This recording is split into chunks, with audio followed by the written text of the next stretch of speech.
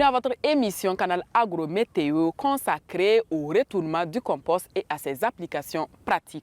Préparez-vous à découvrir comment optimiser vos tas de compost et comment en faire une ressource pour vos cultures. Au cours de l'émission d'aujourd'hui, nous allons explorer les meilleures techniques de retournement du compost. Nous aborderons également les applications pratiques du compost mûr dans les cultures. Suivez plutôt.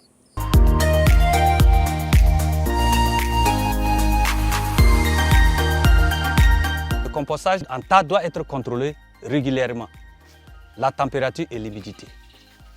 Alors pour cela, il faut introduire un bâton long de moins 1 à 2 mètres dans le tas. Alors, et à chaque fois, il faut venir enlever ce bâton, voir est-ce qu'il est chaud, est-ce qu'il est trop humide, est-ce qu'il est sec. S'il est sec, il faut y apporter de l'eau. Alors si on constate que le tas est trop humide, on a deux solutions. Soit on ouvre le tas, on ouvre tous les sachets plastiques qu'on avait couverts, on les laisse pendant 24 heures. L'air va fouetter, l'humidité va s'évaporer et le tas va devenir un peu sec avant de refermer. Ou encore, si on a la possibilité, on va prendre les matériaux secs, enfouir dans le tas complet. Le compostage en tas doit être dans les normes retourné entre 15 à 20 jours, chaque 15 à 20 jours. Si on néglige cela, le tas va prendre assez de temps pour se décomposer. Le retournement, il faut toujours commencer par la couche d'en haut. On peut dormir. Alors, au début, on avait juxtaposé jusqu'à ce qu'on gagne notre hauteur. Maintenant, on prend en haut et on descend. Après chaque couche, on regarde si la couche est toujours sec, il faut y apporter encore de l'eau. Cela veut dire qu'il manque de l'eau. Donc, si on n'apporte pas de l'eau, le fonctionnement ne va pas marcher. La décomposition ne va pas marcher. Ça va toujours rester et on va prendre assez de temps pour qu'il se décompose. Donc, l'eau est très nécessaire au moment du retournement.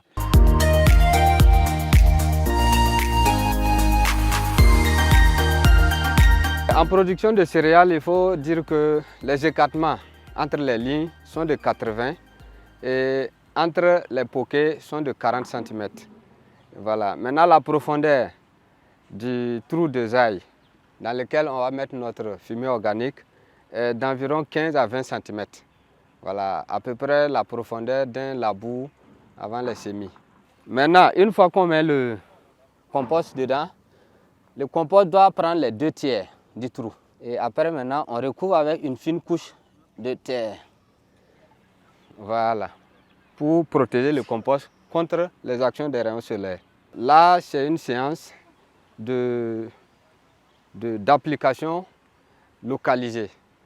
C'est-à-dire, on procède à la matérialisation de poquets dans lesquels on va mettre du compost bien décomposé et on recouvre légèrement avec une fine couche de terre. Parce que le compost, une fois mis dans les poquets, ne doit pas encore subir des actions des rayons solaires. Parce qu'ils ne supportent pas trop ça. Donc on recouvre légèrement avec une fine couche de terre avant de procéder au semis. Le choix de l'application localisée est lié au fait que le coût de production de la fumée organique n'est pas négligeable. Pour cela, on demande aux producteurs d'utiliser cette méthode pour ne pas gaspiller. En application localisée comme ceci, on a besoin d'1,5 tonne à 2 tonnes pour notre hectare. Pourtant, si c'était une application généralisée, on avait besoin entre 4 tonnes et 5 tonnes. Et les avantages ne sont pas les mêmes.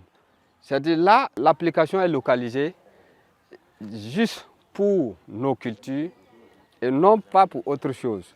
Pourtant, de façon généralisée, entre les lignes, entre les poquets, on va trouver une certaine quantité de fumier organique qui est dispersée, qui ne sera pas bénéfique aux cultures que nous avons mises sur place, mais surtout au développement des mauvaises herbes. Voilà. Donc, c'est-à-dire que là, l'application localisée permet de réduire le développement des mauvaises herbes. Ça permet également de retenir une certaine quantité d'eau pour nos cultures. C'est-à-dire même en temps de poche de sécheresse, ces cultures ne vont pas trop souffrir. Voilà. Aussi, il faut ajouter que Et en cas de pluie, après l'épandage en cas de pluie, l'application localisée va résister plus au ruissellement. C'est-à-dire la fumée ne sera pas trimballée d'un côté à un autre dans notre parcelle. C'est localisé, l'eau va venir seulement peut-être s'ajouter à notre fumier organique déjà dans les pokés.